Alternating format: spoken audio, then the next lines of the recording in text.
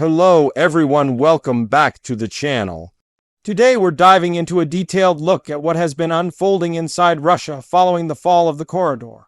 A moment that has triggered urgent decisions, rapid mobilization, and a wave of internal adjustments across military, political, and civilian systems. In this video-style script, we're going to walk through what the emergency response looks like from multiple angles, how authorities have been reacting, what the public sentiment has become, and how this shift is influencing broader strategic thinking inside the country. The goal is to give a clear, calm, and accessible explanation of the situation as it has been described in public reporting, analysis, and commentary. Without dramatization and without overwhelming details, the paragraphs will remain short so that the pacing feels natural, just as it would in a spoken video. The fall of the corridor marked more than just a geographic setback. Inside Russia, it created an instant sense of urgency among officials who were already managing multiple fronts of pressure. Far from being a moment of surprise, it was a moment of confirmation, the type of event that forces leadership to accelerate plans that were already being prepared in the background. In the hours immediately following the news, emergency meetings were held, and the signal coming from the top was clear: stabilize, reorganize, and prevent cascading effects. Authorities concentrated first on securing communication channels. The corridor had been a key connective point, and its loss meant that routes, logistics flows, and operational planning had to be shifted quickly. The emergency response teams were ordered to reroute supply lines, reinforce vulnerable zones, and establish temporary pathways to ensure that essential units remained supported. While this type of reorganization is complex, the main objective was to prevent any impression that the setback could trigger larger vulnerabilities. In the following phase of the response, security services increased their activity across several regions. The concern was not only about military implications, but also about internal stability. The government moved to strengthen border controls, activate local response centers, and increase monitoring for any sign of unrest, misinformation, or panic. This was done quietly but firmly, aiming to keep the environment predictable while leadership recalibrated its approach. Another major part of the emergency response involved rebuilding information control. State media rapidly shifted messaging to frame the fall of the corridor as a temporary obstacle rather than a turning point. Analysts, commentators, and official spokespeople emphasized resilience, capability, and adaptation. The message was uniform: challenges happen, responses follow, and long-term goals are unchanged. This consistency helped limit speculation while reinforcing the image of an active and prepared leadership. Inside government ministries, the response became increasingly focused on logistics. One of the central concerns was ensuring that essential transportation lanes remained functional. When a corridor collapses, the disruption affects fuel flow, equipment distribution, medical routes, and coordination. Teams were deployed to evaluate damage, identify alternate paths, and build temporary infrastructure when necessary. The government mobilized both military and civilian engineering units to complete this work quickly, knowing that delays would amplify weaknesses. At the same time, Russia's Emergency Management Agency began coordinating with regional authorities to assess humanitarian needs. While the fall of the corridor was primarily a strategic issue, it also had local consequences. Families were displaced, communities were isolated, and critical services were temporarily disrupted. Emergency shelters were prepared, medical teams were sent into impacted areas, and relief supplies were transported through alternative routes to prevent shortages. Inside political circles, the atmosphere shifted into a mode of intensified deliberation. Advisors, military planners, and regional governors briefed top officials on risks, needs, and realistic expectations. This period produced a combination of caution and determination. The setback required a reassessment of timelines and objectives, but it did not lead to dramatic changes in overall strategy. The dominant mindset was to re-strengthen the space around the loss, reinforce adjacent areas, and regain operational balance. In parallel, the foreign policy establishment focused on diplomatic messaging. The fall of the corridor was a moment that would attract international attention, so the emergency response included shaping external perceptions. Statements were crafted to project stability and ongoing control. Negotiators and diplomats worked to prevent misinterpretation or escalation.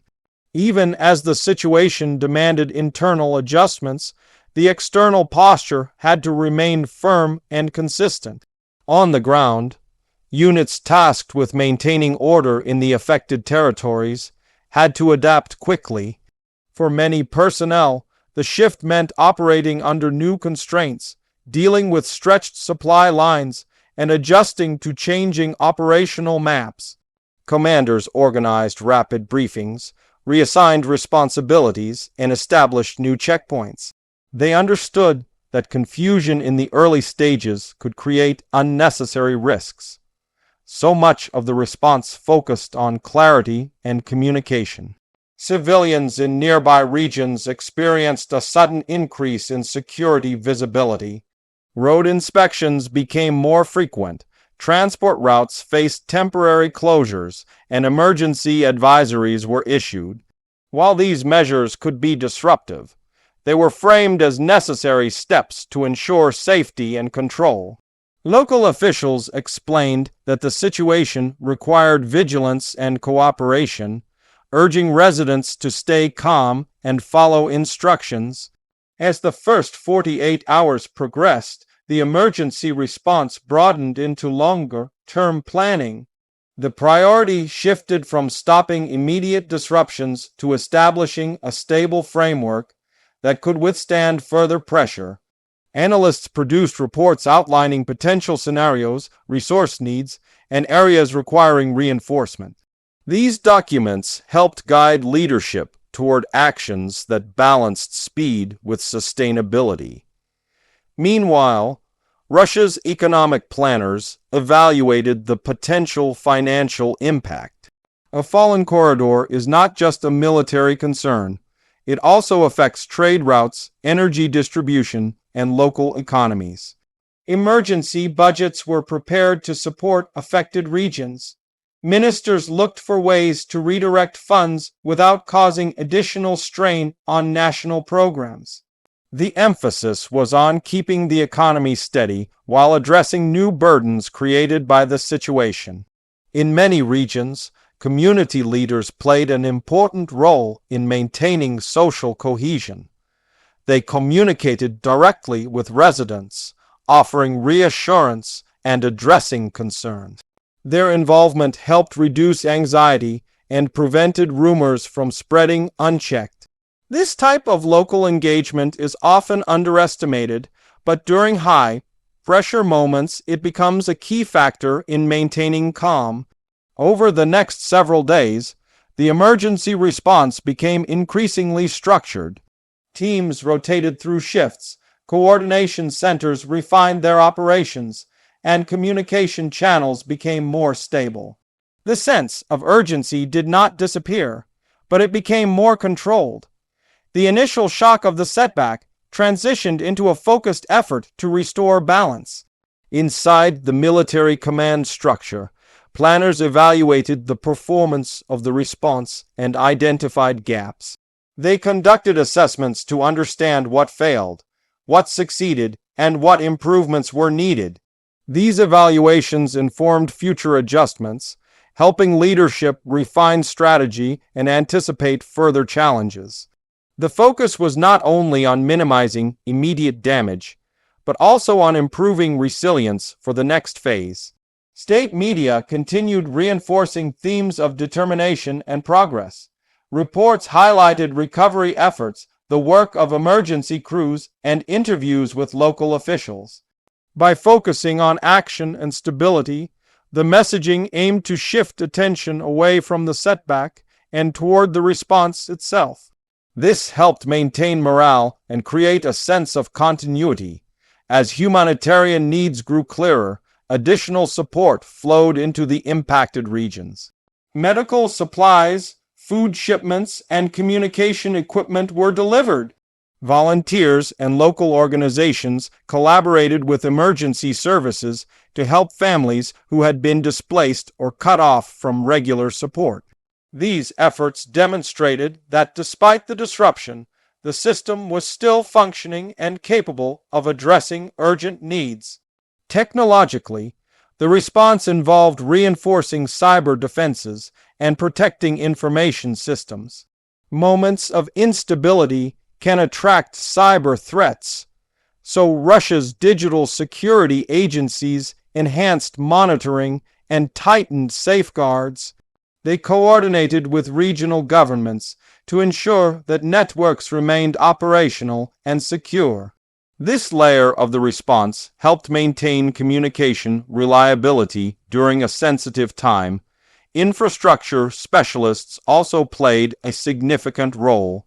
Engineers assessed roads, bridges, and transportation hubs connected to the corridor. When weaknesses were found, repair teams were deployed. Some areas required temporary structures, while others needed reinforcement to support heavier usage due to rerouted traffic. This type of work often goes unseen, but it is critical in preventing secondary failures. By the end of the first week, the emergency response had entered a stabilization phase. Authorities had a clearer understanding of the situation, supply lines were more reliable, and communication had normalized. Leadership continued to evaluate the broader implications, but the immediate threat had been contained through coordinated action and rapid adaptation. Public sentiment also began to settle. After an initial wave of concern, people adjusted to the new measures and began focusing on daily routines. Official explanations, combined with visible action, helped reduce uncertainty. While questions remained, the sense of panic faded, replaced by a cautious confidence in the system's ability to manage the crisis. As analysts inside the country examined the broader picture, they discussed how the fall of the corridor might influence long-term strategy. Some viewed it as an opportunity to strengthen overlooked areas and rethink structural vulnerabilities. Others emphasized the importance of maintaining consistent priorities despite short-term disruptions. These internal discussions shaped the next series of decisions, guiding leadership toward deeper strategic recalibration. Over time, the emergency response became less reactive and more proactive. Additional resources were sent to bolster border defenses. Communication networks were upgraded. Supply routes were diversified to prevent future single-point vulnerabilities. Training programs for emergency personnel expanded to ensure that teams were prepared for a wide range of scenarios. In many ways, the fall of the corridor served as a test of Russia's internal response capabilities. While it created challenges, it also demonstrated how swiftly the system could mobilize, adjust, and reorganize under pressure. This combination of difficulty and adaptation left a clear imprint on the country's future planning. As the situation moved further from the initial crisis period, the lessons learned became central to ongoing discussions. Authorities emphasized the importance of flexibility, redundancy, and rapid coordination. They highlighted the value of regional engagement and the necessity of strong communication networks. The goal was not only to recover, but to become more resilient. For civilians, life gradually returned to a sense of normalcy, even if subtle reminders of the event remained. Additional checkpoints stayed in place, some routes remained altered, and emergency advisories were updated more regularly. People adapted to these changes, understanding that they were part of the new environment shaped by the earlier disruption. In the broader political landscape, the emergency response reinforced the leadership's message of stability. Officials pointed to the coordinated actions, the rapid mobilization, and the restored systems as evidence of institutional strength. This narrative helped maintain public confidence while signaling to external observers that control had not been lost. As the weeks continued, the country shifted into a long-term adjustment period. Strategic planners integrated the lessons from the corridor's fall into new policies. Investment toward infrastructure resilience increased. Emergency drills were revised. Regional authorities collaborated more closely with national agencies to ensure quicker responses in the future. Through all of this, the event became a turning point not for what was lost, but for how the system responded. The emergency measures, the rapid reorganization, and the sustained recovery efforts demonstrated the complexity of managing a setback while maintaining national stability. Each phase of the response revealed layers of coordination that are often invisible until tested. The situation remains a reminder that even well-established structures can face sudden challenges, and the strength of a system is measured not only by its stability in calm times, but also by its adaptability during uncertainty. Russia's multifaceted response to the corridor's fall highlighted this principle clearly. As the story continues, the long-term effects of the event will shape both strategic planning and public perception. But the emergency response itself stands as a detailed example of how a nation manages shock, restores balance, and prepares for the future. This brings us to the end of our deep examination of the emergency response inside Russia following the fall of the corridor. Thank you for watching, and if you found this explanation helpful, stay tuned for more insights and breakdowns on the channel.